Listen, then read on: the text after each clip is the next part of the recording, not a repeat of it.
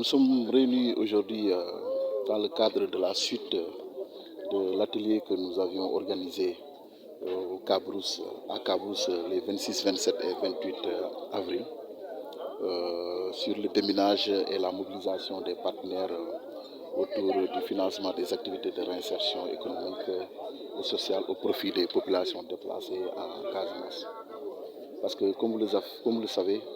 le contexte aujourd'hui en Casamance est propice au retour des populations avec l'accalmie qu'on a notée depuis 2012 sous l'avènement du président Macky Sall et les différents accords de paix qui ont été signés entre le gouvernement et beaucoup de factions du MFDC. Ce contexte donc a permis aujourd'hui à beaucoup de populations déplacées d'avoir le sentiment d'exprimer le besoin en tout cas de revenir au niveau de leur localité. Et dans le cadre de l'aide à ce retour, nous avons noté que sur le terrain, que l'État intervient à travers l'ANRAC, à travers ses projets et programmes, mais aussi, parallèlement à ça et en contribution à ces efforts de l'État, beaucoup de structures, beaucoup d'ONG, accompagnées par des partenaires techniques et financiers, accompagnées par des représentations diplomatiques, sont également sur le terrain à pied d'œuvre pour accompagner les populations à revenir et les appuyer dans le cadre de certaines activités de réinsertion ou de substitution. Mais nous avons senti que les efforts importants devraient être menés dans le cadre de la densification de ces actions,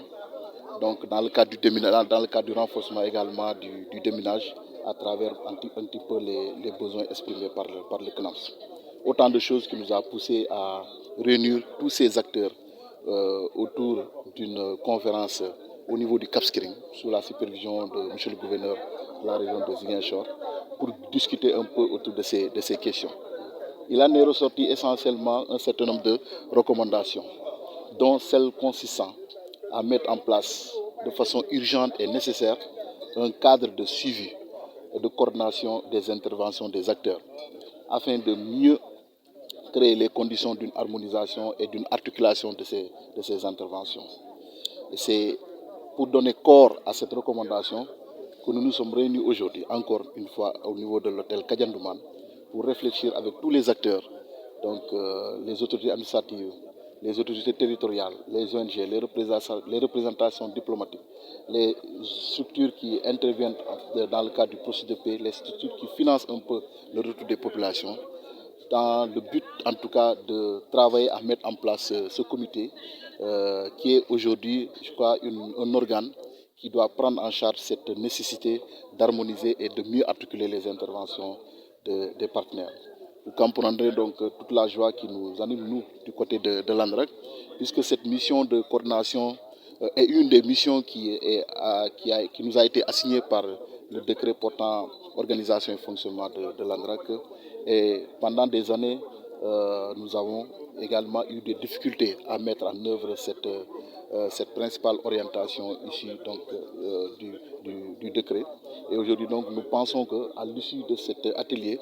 nous pourrons mettre en place le cadre de façon consensuelle, donc en rapport avec tous les acteurs et sous la supervision du gouverneur, pour mieux conduire cette mission, pour amener les partenaires à se parler,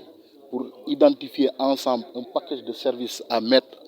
en place au profit des populations, mais de façon coordonnée, de façon harmonisée, en tissant ou en bâtissant les synergies nécessaires entre les différents acteurs qui sont là, donc qui sont tous animés donc, par une seule et unique volonté qui est d'accompagner le processus de retour des populations. Donc c'est le sens qu'on peut donner à cet atelier aujourd'hui.